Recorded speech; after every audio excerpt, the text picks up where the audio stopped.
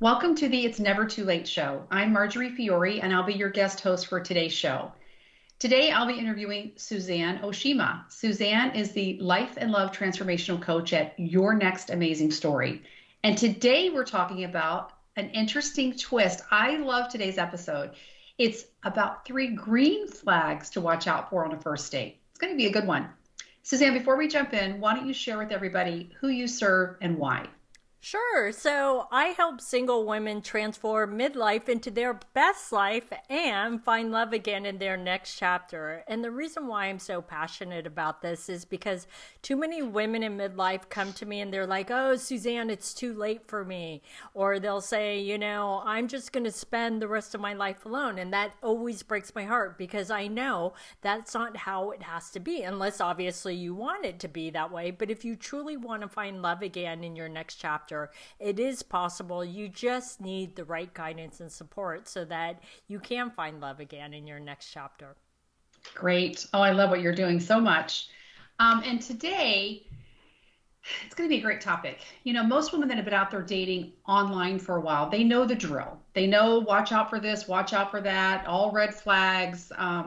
That may be why they were initially afraid to even start online dating, but that's been drilled into their head what to watch out for so they don't waste time on the wrong men.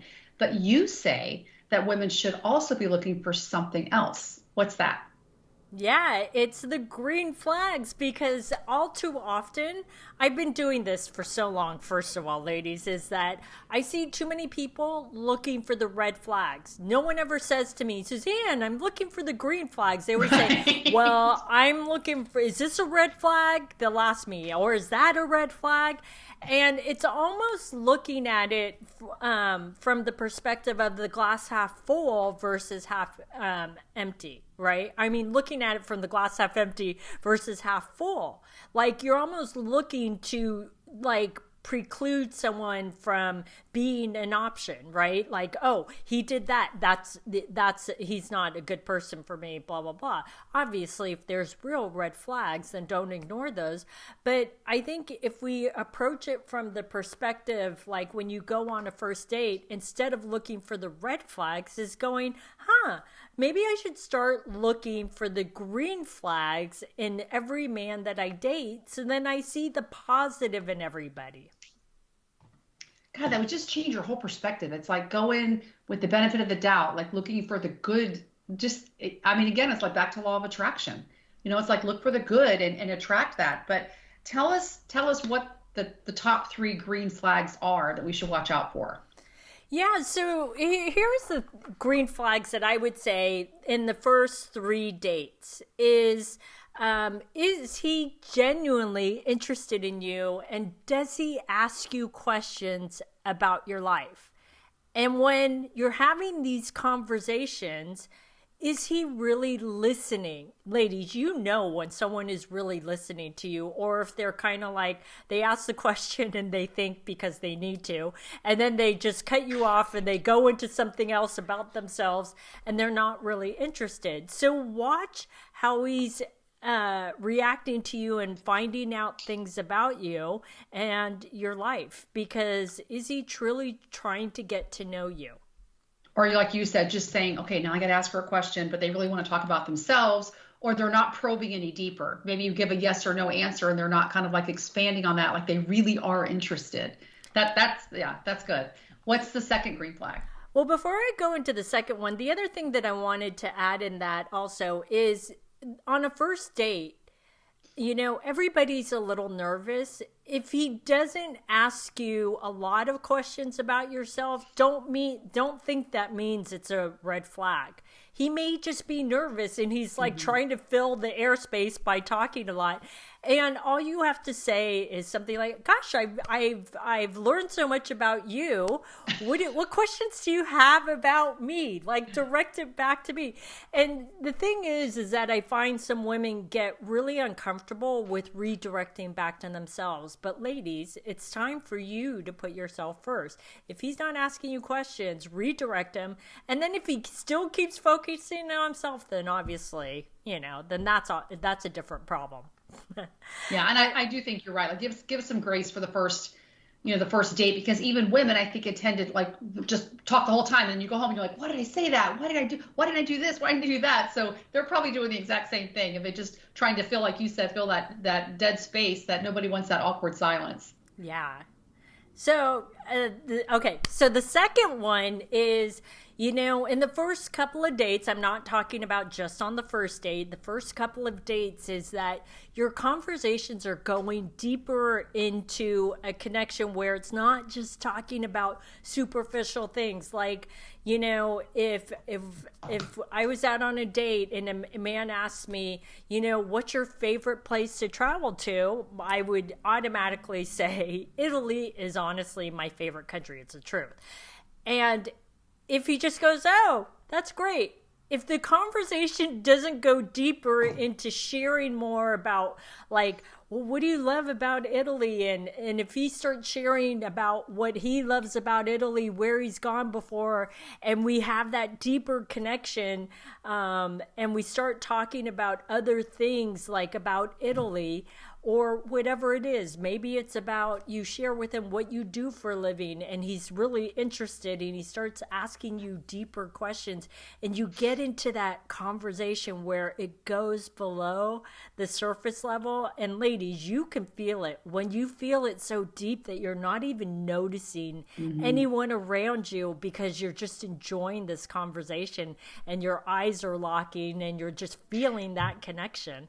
And we've all read those stories where it's like, oh my gosh, the second date or the first date, we went coffee and we realized we talked for 4 hours. Like, you Yeah. don't even realize that connection's there, and there is genuine interest, and there is, like I said, connection, and it's fun to get to know people. But yeah, I mean, that's a great green flag, because if you, and it shouldn't be such a, like, what am I going to say next? It should just be like a flow and a genuine, authentic getting to know each other. That's a great one.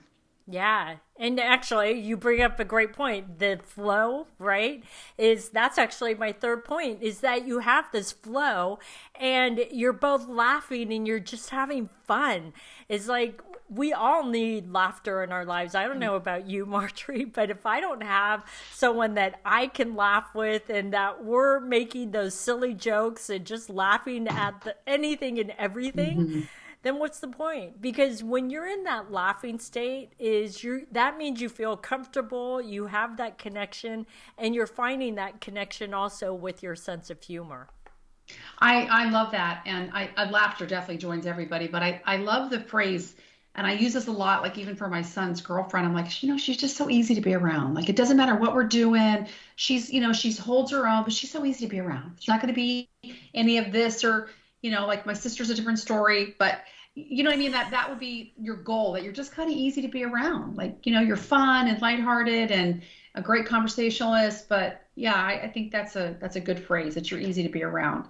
But let me ask you this. What if there's not a lot of chemistry, but he has the three green flags? Do you think that you should go on a second date? Yeah, you should go out on a second, third, fourth, unless the person is god awful. Go out on several dates. Give us some examples. No, I'm kidding. Oh my God. See, you make me laugh all the time. Yeah, no, unless someone's god awful, really, go out on a second, third, fourth date. I've had clients that have gotten into relationships where it wasn't a ton of chemistry in the beginning, but it turned into an amazing relationship. So chemistry is not an absolute must have on a first, second, third date. It's more important that you're having these connections and see where it goes. You never know. Yeah, and I would think that these connections would give more longevity to a relationship than just chemistry. I mean, because it means that obviously you have some things in common. You complement each other well. And again, like, you just are easy to be around. There's not a lot of forced. It's the flow that's there. It's like, it's more fun to be with them than not. And that to me says more long term. Exactly. Yeah. Exactly. Well, this was so helpful. You know what? It's a nice twist on the positive. When I saw the topic, I'm like, oh, I love that, because it is more like red flags to watch out for. Don't do this. And this is a sign that he's not interested into you. But the green flags, like, go in with the positive mindset. I'm going to find the good. I'm going to look for the good stuff, the good signals that, move forward, put more effort, because that's what it is on both parts. It's just putting the effort in. Um, is there anything else you wanted to add for green flags before Nope. we wrap it Just up? look out for them. That's Yeah, it. focus on the positive. That's a great one. And I know that you have, just to expand on this more, a free online masterclass, The Secrets to Meet a Quality Man. Can you let us know a little bit more about it and how we can get registered? Sure. Yeah, my master class. I'm going to tell you the number one way to meet a quality man. I'm also going to share with you the real reason why you're not meeting any quality men online. And lastly, I will share with you the secret formula on how to turn it around so that you start meeting quality men online. Because I know, ladies, some of you are so frustrated with online dating, and I'm telling you, it's two things that you need to turn around and to make it easier to meet a quality man online. So you can go to Great. my website, yournextamazingstory.com, click at the top of the website, and you can sign up for that free masterclass. Go get signed up, ladies. It'll be time well spent. Well, thanks everyone for joining us today on the It's Never Too Late show. The show is available in both video and podcast format and can be found at yournextamazingstory.com. See you next time.